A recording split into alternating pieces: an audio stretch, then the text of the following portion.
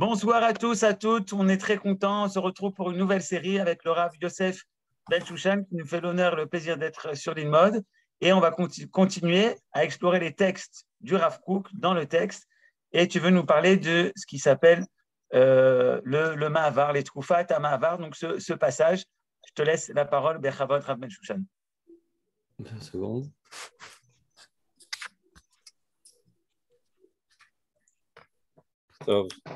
Bonsoir.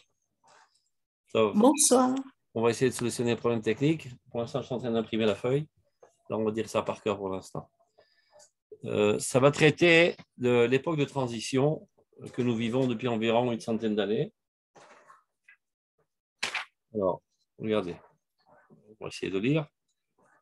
Pour ceux qui ont le texte devant les yeux, ça se trouve dans le livre Mamari Ariya, page 29, Litkufat HaMa'avar, qui veut dire l'époque de transition. Plus le monde se consolide et l'esprit de l'homme se développe en lui, on peut se rendre compte que la situation humaine passe d'un état instinctif à un état de conscience. La loi qui existe dans l'univers, qui est la loi de conservation qui existe dans tout être, Shmirat HaKiyum. On n'entend rien. Vous n'entendez pas?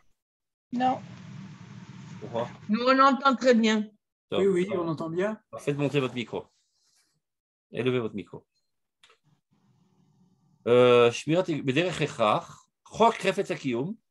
Cette loi de conservation qui existe dans tout être, existe de manière naturelle, dans tout vivant. Dans toute l'existence, dans tout endroit où la vie peut bien exister. À partir du moment où l'intellect se développe, cet intellect qui est shofet ou mafrin, qui est capable de juger, d'analyser, et terech hakiyum, la valeur de l'existence, lo be'achativit qui shvita sikhlit, pas de manière naturelle, mais fondée sur une recherche intellectuelle. De suite, la tendance naturelle s'affaiblit. Par exemple, si on compare un être humain avec un animal, chez qui, à votre avis, l'instinct de conservation est plus développé? Eh bien, c'est l'animal, vous voyez bien. Nous, on peut être assis tranquillement ici en train d'étudier, et tout d'un coup, il y a un volcan qui explose, on est noyé dans la lave. Ceci ne pourra jamais arriver à un animal, il a un instinct qui lui fait savoir qu'il y a un danger imminent et il s'évade. Donc, on voit qu'un niveau plus élevé d'existence, l'homme par rapport à l'animal, du fait qu'il a l'intellect, ça vient au détriment de l'instinct naturel. Alors, il en est de même chez l'homme lui-même. Si l'homme, à une certaine période de l'histoire, il est géré essentiellement par ses instincts, et qu'après, il y a un développement intellectuel qui se fait à travers l'histoire et qui se hisse à un niveau intellectuel plus haut qu'il était auparavant, automatiquement, ceci viendra au détriment de son instinct. C'est ce qu'il est en train de dire. Dès que l'intellect commence à s'éveiller, à filou mehat, ne serait-ce qu'un temps soit peu, à falpi, vega mipneze, shadain enenu maspik l'achia velorot betoka veder chaim. À cause de cela, du fait qu'il n'est pas capable encore, l'intellect, de gérer la vie, parce que jusqu'à présent, ce qui gérait la vie, c'était l'instinct. Par contre, on peut déjà être témoin de l'impact négatif.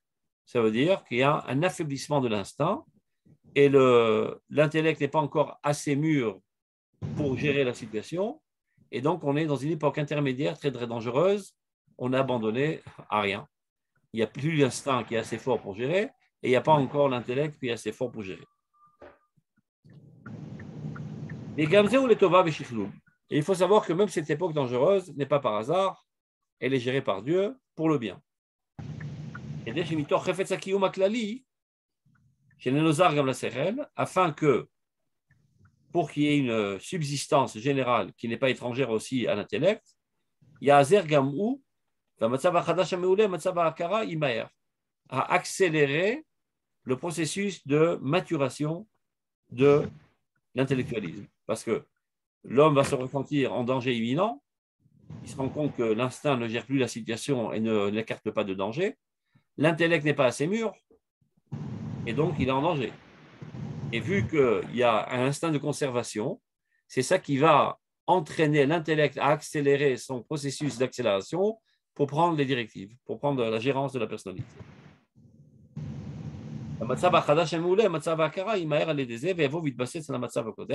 Et c'est comme ça qu'on va monter d'un cran et être géré par l'intellect. De manière qu'il n'y a pas un impact trop destructif et qu'on n'en arrive pas à une situation irréversible.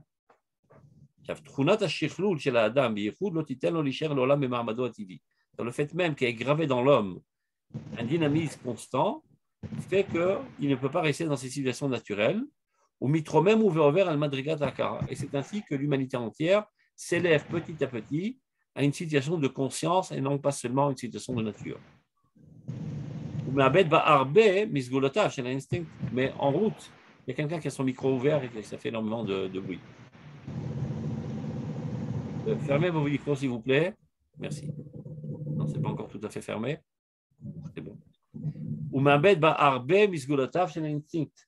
Et ceci fait perdre énormément des atouts de l'instinct. Et qui est quelque chose de bien plus sûr, bien plus sécurisant. Yohan, t'as pas? Ouais, qu'est-ce qui se passe? תסגור את המיקרופונים, מישהו איש הפתוח. בסדר. אבל סוף סוף, מסגלו אותן עצמן בצורה יותר יפה ומשוכללה. Car c'est vrai que dans cette époque de transition, la situation est dangereuse parce qu'il n'y a plus d'instinct, mais finalement, l'intellect prendra la relève, et lorsqu'il prendra la relève, la situation sera bien meilleure. Je donne un exemple tout bête, c'est-à-dire si on s'appuie sur l'instinct pour se préserver de danger, c'est pas mal. Mais si, de manière scientifique, on construit toutes sortes d'appareils qui repèrent et les dangers, ce sera bien plus sophistiqué et ça nous préservera bien plus. Donc, deuxième paragraphe. בכל זמן שהאדם וכל החיים נתונים במעמד הטבעי, פועל עליהם האינסטינקט של שמירת הקיום והמשכת ההוויה. וכל מה שהם מתחילים להיות יותר בעלי תרבות והכרה, אינם צריכים לעשות את המעשים הקודמים בעצמם, לא מתוך דחיפה פנימית. Tant que l'homme est géré selon son instinct, ben c'est ça qui gère la situation. Mais dès qu'on commence à adhérer à la civilisation et s'élever à la lumière de la civilisation, donc maintenant c'est la conscience qui doit prendre la relève, et les actions qui étaient faites auparavant sous l'effet de l'instinct seront faites pas par une poussée intérieure aveugle, mais par une conscience pleine et claire. Et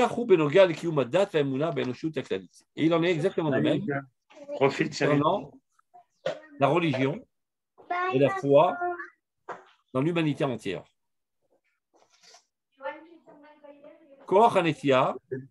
Merci, Bouba. Johan, le microphone sera pas toi.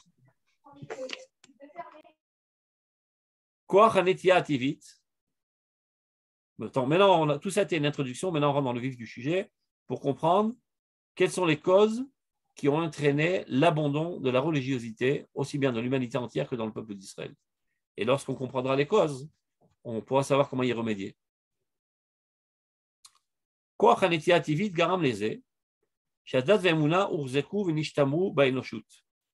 Cette force naturelle d'instinct a fait que la religiosité et la foi ont été maintenues dans l'humanité entière, dans les grosses, on va dire, dans les grosses masses, dans la majorité de l'humanité. Car sans cela, la société n'aurait pas pu se maintenir. C'est-à-dire, s'il n'y avait aucune base de morale, ben, ça aurait été un tohu-bohu et l'humanité aurait disparu. Et vu que l'humanité n'était pas encore à même de comprendre le bien en soi qui est dans la morale, donc il fallait que quelque chose gère la société pour qu'elle se maintienne, qu'elle n'arrive pas à une situation d'autodestruction. Donc Dieu a ancré dans la nature humaine un désir de s'accrocher à la religion et à la foi pour la préserver. Mais ceci n'était pas une démarche intellectuelle, ce n'était pas qu'un individu est arrivé à la compréhension que si j'abandonne la foi et la religion, je risque d'être en danger. Comme tout instinct, qu'un phare, il ne réfléchit pas quand il y a le feu, c'est une poussée intérieure. Et bien de même, les collectives de toutes les nations, y compris le peuple d'Israël pendant l'exil, Dieu a ancré en eux un instinct de conservation qui a fait qu'ils ont adhéré à la foi et à la morale et à la religiosité, ce qui a préservé ce collectif. Afalpi, chez Echidas Goula, de la Rouar, donc qu'il soit bien clair, ceux qui sortent de l'ordinaire, les grands de l'esprit, c'est-à-dire les grands d'Israël, eux, adhérer à la foi et on va dire, se comporter selon la religion, par une conscience entière, intérieure et pleine, en comprenant leur valeur. Par contre, Bahamon, dans les grosses masses, qui n'était pas du tout développé de manière scientifique et intellectuelle, et lui n'était pas du tout à même de comprendre le bienfait qu'il y a dans la morale et dans la religiosité. Mila Oto instinctive. Donc, ce qui a remplacé cette capacité de comprendre, c'était l'instinct, la force instinctive.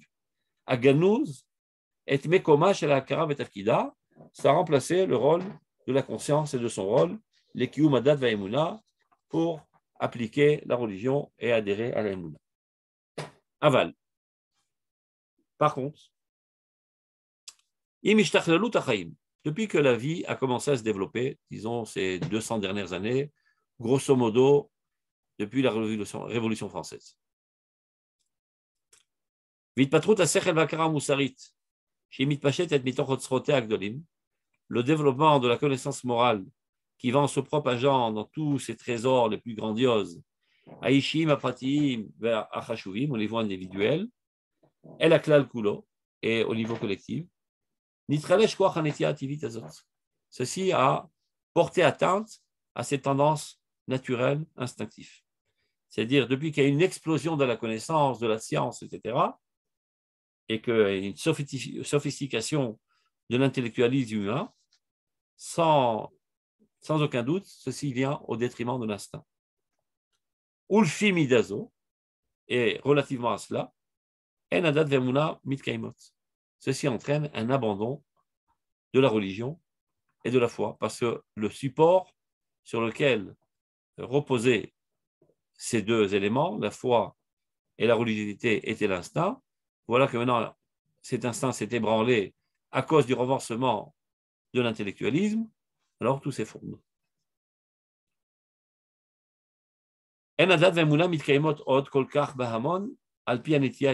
Donc on ne peut pas dire qu'aujourd'hui que la norme générale de l'humanité, c'est la foi et la religiosité. Et si aujourd'hui on trouve quand même des gens qui sont religieux et qui sont croyants, ceci ne découle pas d'une poussée intérieure instinctive, mais d'une conviction profonde fondée sur une compréhension. Et donc, ce sont seulement les exceptions qui confirment la règle. Omlam, Akaraot lo barera. Ça veut dire que l'intellectualisme a commencé à monter, mais il n'est pas arrivé encore à son paroxysme. Donc rien n'est clair, on est dans le brouillard. Le développement intellectuel et spirituel n'est pas arrivé encore à ce niveau.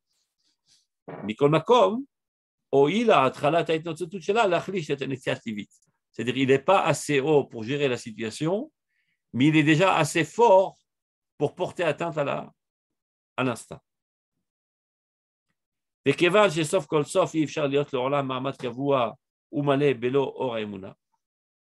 En fin de compte, rien ne persistera sans la Emouna, qui menochatenu be'elokim, notre fondement, notre finalité, notre raison d'être et notre possibilité d'être, c'est d'être accolé au divin.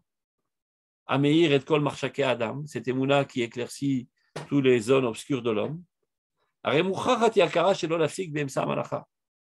Donc il y a une nécessité vitale que la conscience n'arrêtera pas son processus de grandissement à mi-chemin. C'est-à-dire sans aucun doute qu'en fin de compte, l'humanité entière continuera de grandir dans son développement intellectuel de manière qu'elle comprendra le bien qu'il y a dans la foi et dans la morale. Mais ça va prendre du temps. Mais l'italot adasher tavo à la matara, elle s'élèvera jusqu'à ce qu'elle arrivera à son objectif. Elle matzava anachon, dans ces situations louables et souhaitables. De manière que sa tendance naturelle va réapparaître, bekol shlemuta, dans toute sa perfection et dans toute sa force, alpi arata veisharata shelakara bura, mais cette fois-ci éclairée par l'intellectualisme. Ça veut dire qu'on va retrouver de manière presque instinctive nos comportements moraux et nos foi, etc. Mais en fait, ça sera fondé sur une compréhension profonde, mais dans le comportement extérieur. On verra exactement le même mécanisme, le même comportement, etc., qu'il y avait à l'époque antique où il n'y avait pas encore d'intellectualisme. Est-ce que c'est clair jusqu'à là ou je parle tout seul? Il y a des questions? Parce que je ne sais pas si vous avez le texte. Tout est clair? Oui, ça va, tu vas un peu vite, mais bon. Ah, je vais trop vite. Alors, on va ralentir. Ce qu'il a expliqué jusqu'à présent, c'était vrai pour l'humanité entière. On peut dire, grosso modo, comme je disais tout à l'heure, depuis la Révolution française, disons que le christianisme n'est pas à sa meilleure situation. Ils ont tous abandonné l'Église. Et s'ils y vont, c'est pour le folklore et manger la bûche et la Noël. On ne peut pas dire que c'est vraiment le fond de leur personnalité, le sens de leur vie. Et on ne peut pas dire que les prêtres et les pasteurs gèrent la société humaine. Ce qui était le cas avant la Révolution mondiale, la Révolution française. Donc, ce qui s'est passé dans le macro, dans l'humanité entière, se passe exactement de la même manière dans le micro, dans le peuple d'Israël. Alors, on va voir. On continue. Il en est exactement de même concernant le judaïsme. Okarat ha'emuna, c'est le fait honorifier la foi. Ou shmirat Torah, et la préservation de la Torah, la maintenance, c'est-à-dire le comportement selon la Torah et la religion. Beknes Israël, dans le peuple d'Israël, chez le Kodesh Elion, qui a trait à la sainteté la plus haute.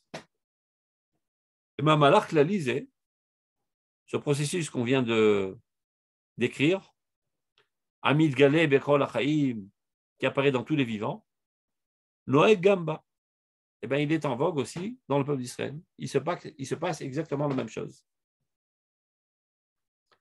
Mispar hayechidim agdolim ha'anakim anshe kodesh olech mitmaet, c'est-à-dire la quantité des individus grands et géants, les gens de sainteté, va en se diminuant. Il y a de moins en moins de géants d'Israël. Ou les Umadze, par contre, face à cela, Aklal kulo olech umishtachlel umitpater. La moyenne générale va grandissante. Donc, il y a un phénomène de la loi de Lavoisier. L'énergie ne disparaît pas, elle passe d'un endroit à l'autre. Elle était concentrée dans certaines personnes donc, qui avaient une hauteur très, très grande de spiritualité, de sainteté et de morale.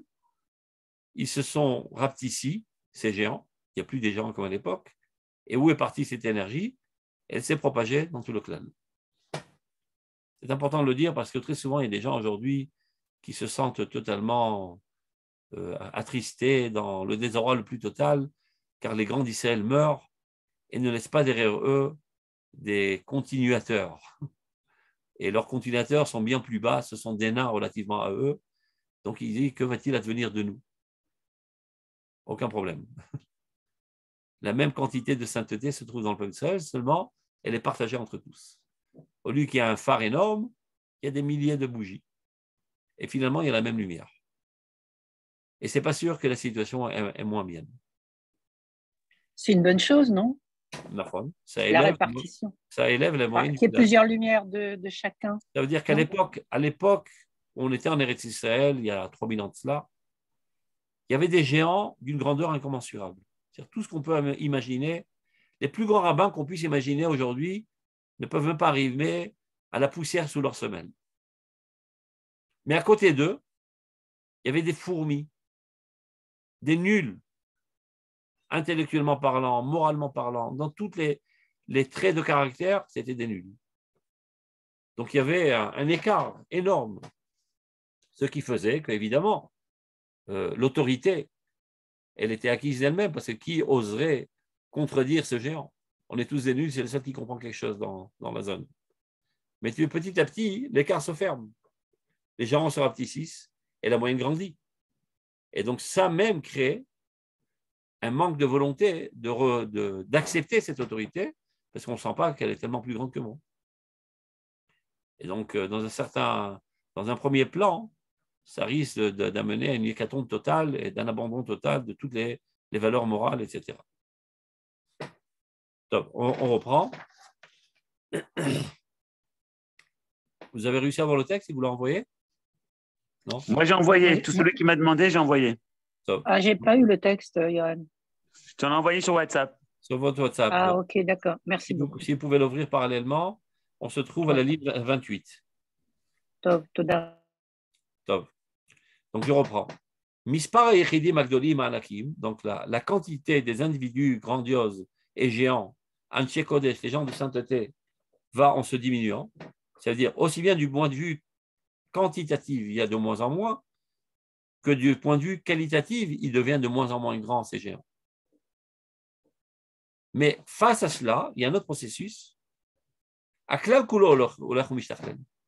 collectif entier va en se sophistiquant, en se développant. Et aujourd'hui, le peuple d'Israël se trouve dans une situation de transition. De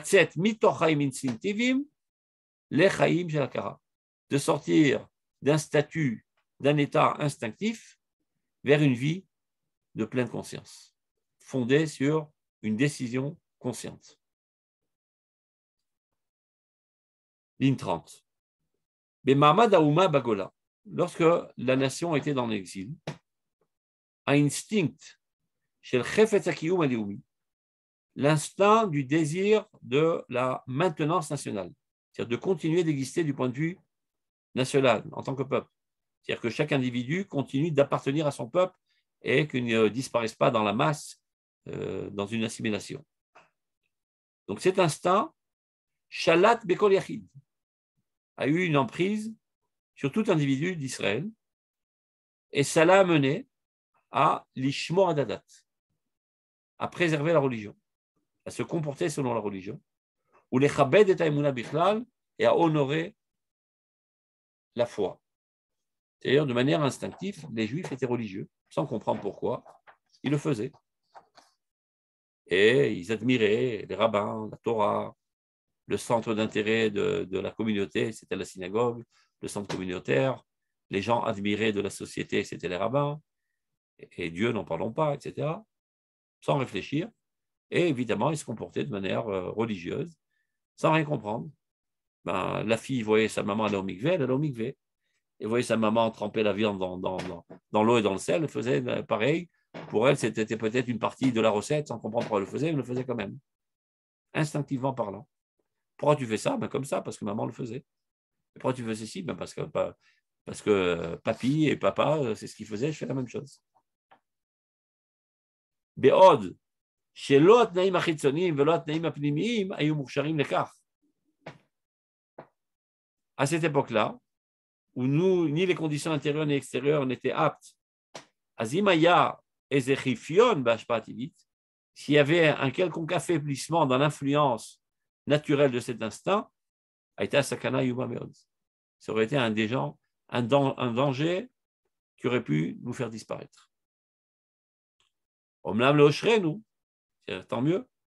Ayaaz kolze bematzav etan, tout était stable et fort. L'instinct était très très fort. Et ça, c'est ça ce qui nous a maintenus pendant 2000 ans d'exil. Donc, quand il veut dire que les gens adhéraient à la religiosité, ça veut dire que tout le monde pratiquait dans tous les plus petits détails la halakha. Il y avait des juifs qui venaient seulement une fois par semaine à la synagogue, d'autres une fois par mois, d'autres une fois par Yom Kippour. Mais peu importe, tous se sentaient appartenir à la religion juive et comprenaient très bien, au niveau de l'instant, le mot comprendre n'est pas adéquat là, que c'était la la poutre sur laquelle il fallait s'agripper dans cet océan en pleine tempête de l'exil. Donc ceux qui s'y sont agrippés ont persisté dans l'exil, et ceux qui, on ne sait pas pourquoi, l'instinct a été affaibli, ont disparu et ont sombré dans les méandres de l'exil. Ata, maintenant que se passe-t-il aujourd'hui? Ligne 37, ceux qui ont le texte. Imzricha Torah chez la Tnoa Leumit. Voilà que commence à rayonner le mouvement national. Maintenant, ça veut dire il y a 150 ans déjà. Cet article a été écrit environ une centaine d'années. Mitor Chefetz Ve'akara, fondé sur un désir et une pleine conscience. Là, il ne s'agit pas d'un instant. Les Juifs arrivent à la compréhension qu'il n'y a plus d'avenir en exil. Tant que nous sommes sous la botte des goïms et nous ne pourrons pas te défendre, eh ben, on dépendra toujours d'eux. Donc le temps est arrivé de nous prendre en main et d'assurer notre avenir par nous-mêmes. Donc la tendance nationale et l'organisation nationale, le mouvement sioniste, il est fondé sur une compréhension profonde, pas seulement sur un instinct. Il y a aussi l'instinct qui continue de travailler, mais il y a aussi un grand pourcentage de compréhension profonde qu'on ne peut plus continuer comme ça. Mitorbasis Ma'asiv et Shifa Chazaka, fondé sur des actions réelles et une inspiration très très forte, l'Itasef Eretz Israël, de tous nous réunir en Eretz Israël, ou les Chadesh et Trayaham, et de renouveler la vie de la nation, Akadmonim, Kiyemot Olam, la vie de la nation ancienne comme elle était à l'époque, c'est-à-dire de réédifier le royaume d'Israël, la souveraineté du peuple d'Israël sur sa terre, de nous regrouper à nouveau en tant que groupe, de retrouver notre identité nationale, tous ces éléments que nous avions totalement perdus pendant l'exil. On s'était allé laisser à des fantasmes de croire que nous étions français, allemands, marocains, italiens, etc. Et on avait perdu notre identité. Voilà qu'aujourd'hui, il y a une retrouvaille avec notre identité, fondée sur une compréhension profonde. Donc, Ba'ator, l'Idgalut Akara Abroura. Le temps est arrivé du dévoilement de la conscience la plus claire. Bichlal Ouma, dans toute la nation, qui plus mais qui moins, mais de manière générale, chacun des individus est animé de cette pensée. Shetish Talem, lorsqu'elle se parfaitera, cette conscience, elle commence maintenant, elle a été déclenchée, mais elle n'est pas encore assez mûre. Lorsqu'elle arrivera à son apothéose, Techolel Gdolot, elle déclenchera des choses grandioses, les Kiyum à Or à Elohim, pour remettre en place la lumière divine, les Dat Hashem, la connaissance de Dieu, c'est-à-dire la proximité de Dieu, Amiyuchedet l'Israël, spécifique au peuple d'Israël, chacun sa proximité, les Goïm d'une certaine manière, je fais Mizot Béné Noir, le peuple d'Israël de manière bien plus riche et détaillée, 613 mitzvot, l'étude de la Torah, forger ses midot, les Mouna et les Shmirat la Torah, la foi, la maintenance, la préservation de la Torah. Shiikula Orchot Raïm, qui nous ferait des chemins de vie, les Israël, Arbe Yoter Mikol Peulot Adechifot Ativit Aiveret. Ça nous amènera à une situation bien, bien plus grande que ce qui était sous l'effet de la poussée naturelle et aveugle et instinctive. Ça veut dire ne pas croire que parce qu'on est passé par cette époque transitoire de crise, que maximum, on pourra retourner à ce qu'on était au Maroc et en Pologne. Chas de Shalom. On gravira les échelons et on arrivera à une situation 1 million de fois plus haute que ce que l'instinct a été capable de développer en nous. Archaetz, donc ça c'est happy end, ce qui arrivera à la fin. Maintenant on est en plein tourbillon de la tempête.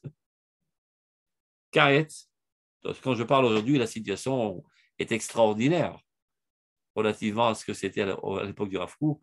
Il y avait une guerre systématique contre tout ce qui avait une odeur de religiosité, de foi, de crainte de Dieu, etc.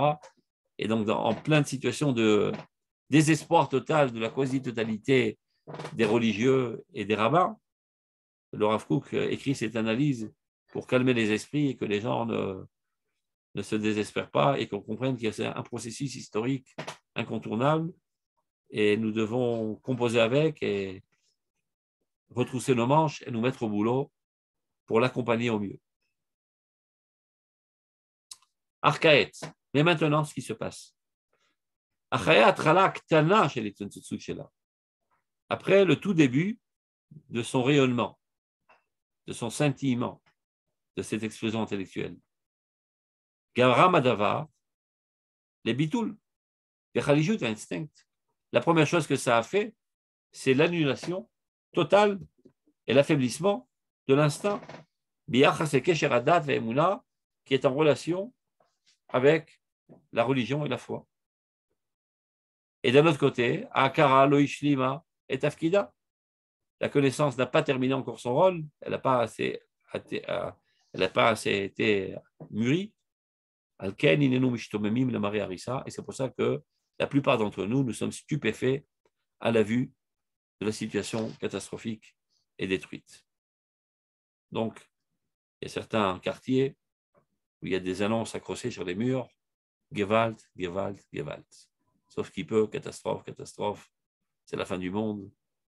Que va-t-il advenir? Jérusalem monte en flammes. Ils sont tout le temps en train de râler, de pleurer et d'être désespérés. On dit le Rav, calmons-nous, calmons nos esprits. Aval. Allez-nous les bli lishtomem ou litiesh. Sans rentrer en hystérie, sans être stupéfait, sans être désespéré. D'un autre côté, Gamlo lachev et bechibuk yadaim. Ne pas rester assis avec les bras croisés. Mibli la sodavar sans rien faire. Évidemment qu'il faut agir. Et ne pas être un acteur de l'histoire dans les marges de l'histoire. Ne pas être un spectateur de l'histoire dans les marges de l'histoire. Toujours le Rav Kook nous invite à être des acteurs de l'histoire. C'est-à-dire qu'il nous explique le processus pour qu'on les comprenne au mieux, mais il ne te dit pas de rester dans le coin et d'observer. Maintenant que tu as compris, retrousse tes manches et rentre au centre de la piste et commence à faire avancer les choses. Donc il dit d'un côté ne pas être stupéfait et désespéré, mais d'un autre côté ne pas rester avec les bras croisés sans rien faire. Et là, les chos béchorché, triatarouar, saisir fortement les racines de la renaissance de l'esprit, la frotte est à la femme, et de fertiliser ses branches. Be'atama, vistaklut la siba limite la mircholim kulam, en corrélation totale avec la cause intérieure de toutes ces destructions que nous sommes en train de voir aujourd'hui. En comprenant quelles en sont les causes, et donc en apportant le remède adéquat. Shehi, quelle est la cause? Eh bien, la cause, elle est positive, c'est ça le problème. Quelque chose de positif a entraîné quelque chose de négatif. Le positif, ben, c'est l'explosion de l'intellectualisme, que l'homme sort de son obscurantisme et gravit les échelons et arrive à la lumière de l'intellectualisme. C'est quelque chose d'extraordinaire. Mais parallèlement à cela, c'est un effet secondaire que ça affaiblit l'instinct qui maintenait la situation jusqu'à présent. Donc, encore une fois, elle a les roses. Il ne faut pas rester les bras croisés en pleurant et en étant désespéré. Au contraire, saisir la racine la plus profonde de cette renaissance de l'esprit humain et de fertiliser ses branches en adéquation totale avec la cause intérieure qui a entraîné toutes ces destructions. Chez et c'est quoi la cause? Et à rap limite, cet éclaircissement intérieur, qui va dans le sens de la connaissance parfaite, la plus claire. Qui raffaiblit, d'Afka par son dévoilement, la force de l'instinct. Et met, si on reste passif, on laisse les choses se dérouler d'elles-mêmes, la situation ira de mal en pire. Si nous ne sommes pas à même aujourd'hui de ramener la situation à ce qu'elle était avant la destruction, de manière totale, tout ce qu'on a perdu, toute la bonté, la religiosité, la émouna, les midot tovot, les prières et tout ça, tout ce qu'on a perdu. Efforçons-nous au moins de ramener ce qu'on peut faire. par tous les moyens possibles et imaginables. Chez Yunano. Donc ça, il faut le faire évidemment. Mais ceci n'est qu'une réparation des symptômes. Ce n'est pas comme ça qu'on va sauver la situation du Rav Kook. Ça, c'est ce que c'est de faire aujourd'hui tout le mouvement ultra-orthodoxe. De minimiser les dégâts de la kfira et d'essayer de faire tchouva aux gens, de les ramener à leur point d'origine avant la kfira. C'est bien, c'est nécessaire, mais c'est ce qui s'appelle tipul symptomal. Ça veut dire un remède des symptômes, et non pas un remède de la maladie elle-même. Donc là, il propose quel est le véritable remède. Vous voyez bien qu'il n'est pas contre du remède des symptômes, parce que quand quelqu'un est malade, il a de la fièvre. Alors d'abord, avant tout, on lui donne de l'aspirine pour abaisser la fièvre avant qu'il ait des convulsions et qu'il en arrive à une situation irréversible. Mais ne pas croire qu'en lui donnant de l'aspirine, on va le guérir. C'est juste pour qu'on puisse se mettre au véritable travail et guérir la maladie. Pour qu'il ne nous meure pas dans les bras. Aval atakana ashlema, la véritable réparation de la situation. Ena ella akbarat idgalut akara amamit abouva.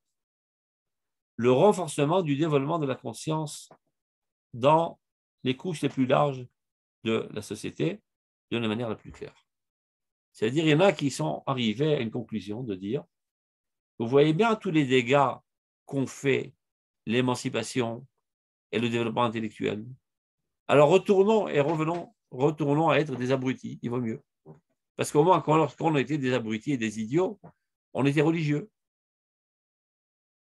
Donc, enferme-nous dans des remparts et des forteresses et écarte-nous de toute influence intellectuelle pour préserver la religion et la foi. Le Rav Kook, on arrive à la conclusion totalement inverse.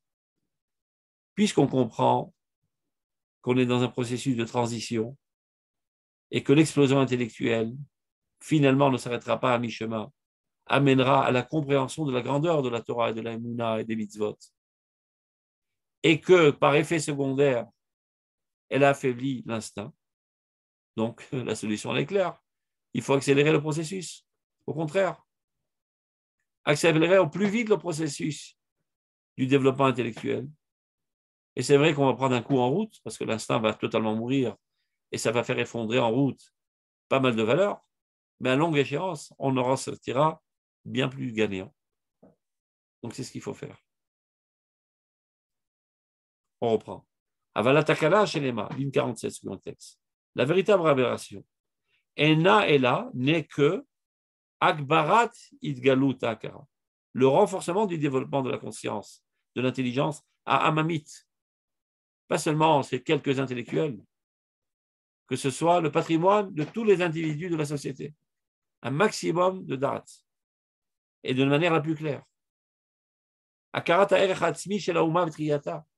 Une prise de conscience de sa propre valeur, que la nation en arrive à une prise de conscience de sa propre valeur et de sa renaissance nationale. Qu'elle comprenne à sa juste valeur qu'est-ce qu'elle est en train de faire. Que le retour à Tzion n'est pas seulement un refuge sécuritaire, mais qu'il s'agit là d'une révolution universelle que le peuple d'Israël est en train d'entreprendre. Lorsque le peuple d'Israël sera à la hauteur de comprendre l'envergure du mouvement que lui-même est en train de déclencher, ça même le hissera à une compréhension profonde. Bota Atsura Elohita Amitit Shela, dans sa véritable dimension divine, et ne pas être gavé des explications bidons qui ont été données par les explicateurs du sionisme. De dire que le sionisme est un refus sécuritaire, on a essayé partout, on n'a pas trouvé l'Omatza à Yona Manoach le Kafragla, la pauvre colombe n'a pas trouvé de support où mettre ses pieds parce que c'est le déluge. Donc, il n'y a pas de choix, on retourne au bercail. Non, ce n'est pas l'explication du sionisme. C'est que ce lion se réveille après 2000 ans d'agonie et de torpeur et remonte sur le podium de l'univers pour gérer le monde entier. Sous l'effet divin. C'est ça qu'on doit expliquer au peuple d'Israël. C'est ce à quoi tout le peuple d'Israël en Israël doit se hisser aujourd'hui pour sauver la situation aussi bien du peuple d'Israël que de l'humanité entière. Az, alors, et toujours chez le Rav, quand il dit Az, c'est Rak Az. Seulement alors, c'est exclusif. Il n'y a pas d'autre moyen. Keshenaïr et Arouach. Lorsque nous éclaircissons l'esprit, nous éclaircirons l'esprit. Et nous sophistiquerons de plus en plus cette compréhension intérieure et d'accélérer pour la mener à son développement le plus haut.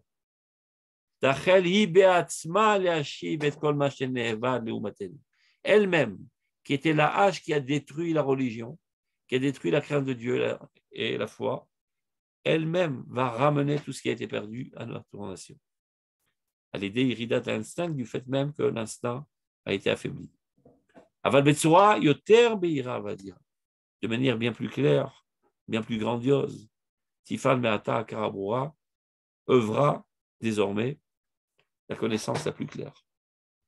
Chez Tichlolima et kol uzo shen instinct, qui comprendra en elle toute la puissance de l'instinct. Parce que rien n'est aussi puissant que l'instinct. Ça va réveiller l'instinct, mais un instinct compris. Parce que si tu dois réfléchir avant de réagir instinctivement, il y a de fortes chances de mourir parfois. Mais quand tu comprends aussi l'instinct, eh ben tu le gères encore mieux.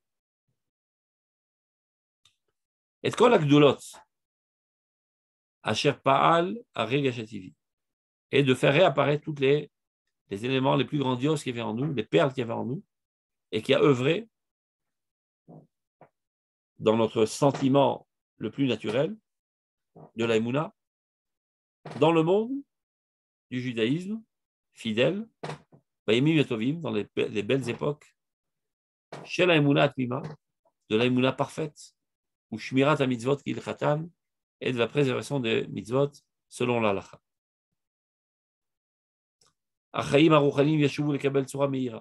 Et alors la vie spirituelle recevra à nouveau une forme rayonnante, claire, pure, intelligible.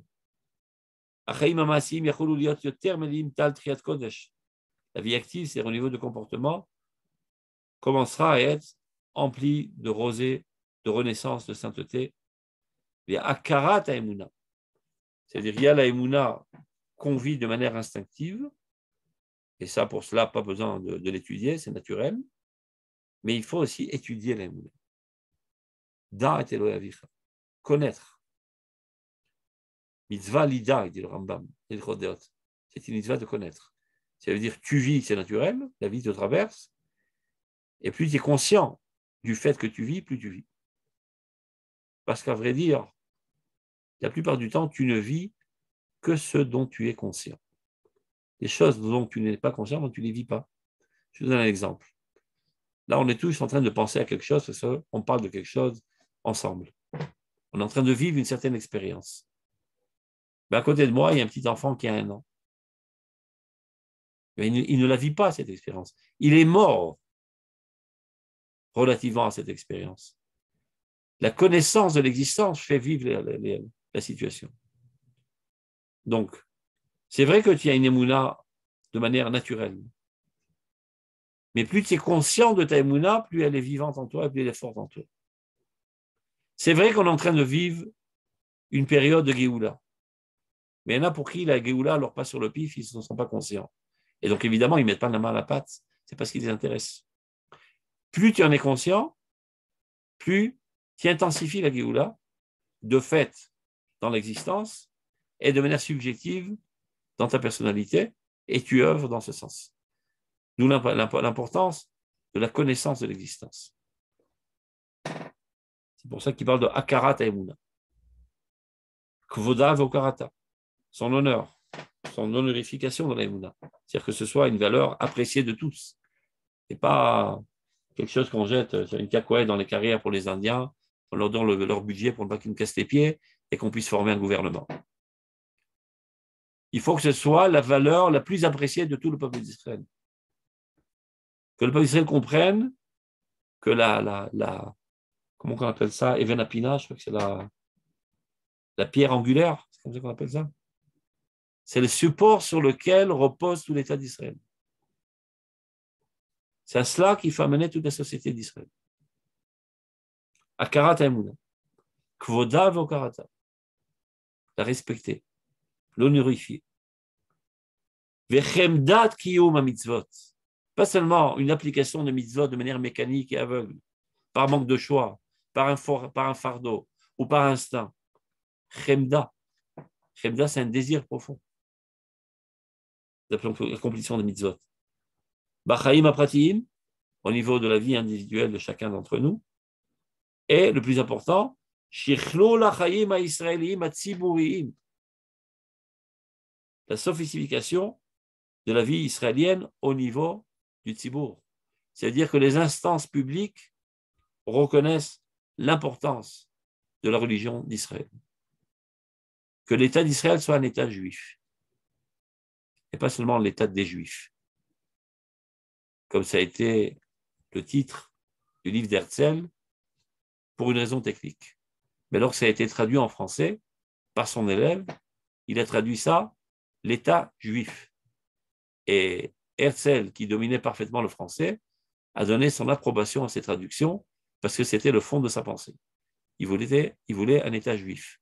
Comme je ne parle pas l'allemand, je ne sais pas le dire, mais paraît-il de dire un État juif en allemand, ça fait une double consonne impossible à prononcer. Donc, il a préféré dire l'État des Juifs. Mais le fond de sa pensée était de dire l'État juif. C'était exactement la guerre dans laquelle on se trouve aujourd'hui du point de vue politique. Le gouvernement duquel on sort a tout fait pour effacer l'État juif et le transformer en l'État des Juifs. Et pas seulement des Juifs, ici déjà, de tous ses habitants. Et parmi eux, il y a une grosse densité de population juive, donc il faut aussi satisfaire leurs besoins religieux, on n'a rien contre. Mais c'est l'État de tout le monde.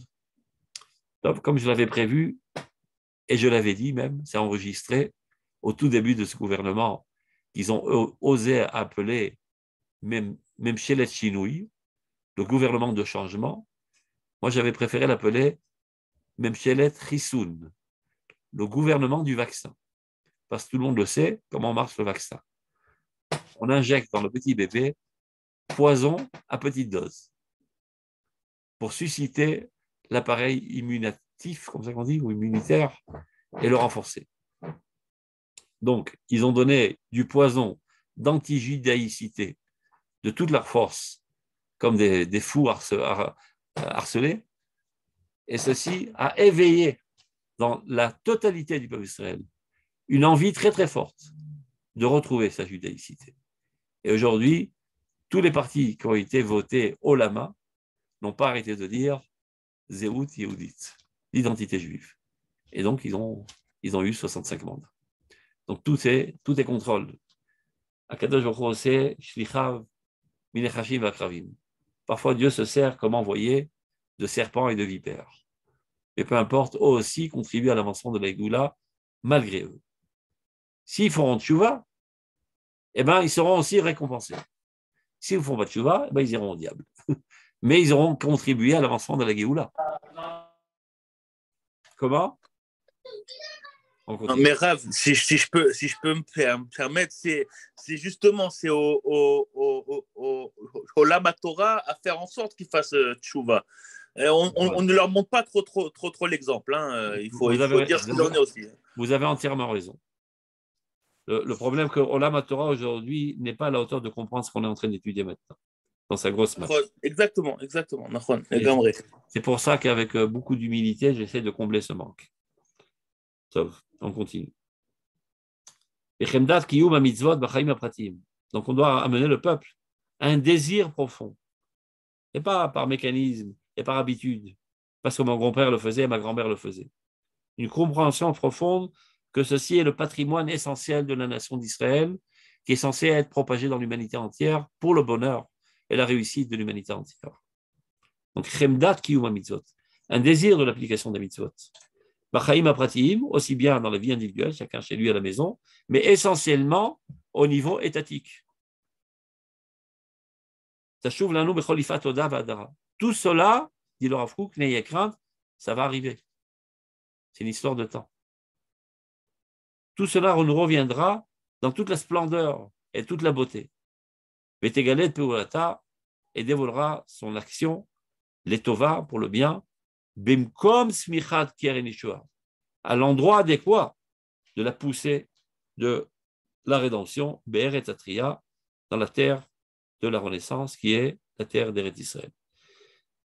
Alors évidemment, lorsque le Rav Kook a écrit ces lignes, on aurait pu le prendre pour un éclairé, un utopiste. 100 ans après, on voit aujourd'hui combien il a eu raison. Baruch Hashem, les yeshivot explosent, les ulpenot explosent, les Bate Midrash explosent, les shiur Torah explosent, les shiur sur Internet explosent, le Daf Yomi explose, et même les grosses masses reviennent vers la tradition, vers une conviction profonde de la véracité de notre tradition juive, etc. Un besoin intense de retourner à la Massorette. Et aujourd'hui, le comble du comble, dans le gouvernement, il y a presque une majorité de juifs religieux. Parce qu'il y a des garçons avec des kippotes et des filles sans kippotes. Le gouvernement est essentiellement aujourd'hui religieux. Qui l'eusse pensé, il y a 50 ans de cela, il fallait prendre une loupe pour chercher quelques calots dans la Knesset ou dans toute autre instance publique.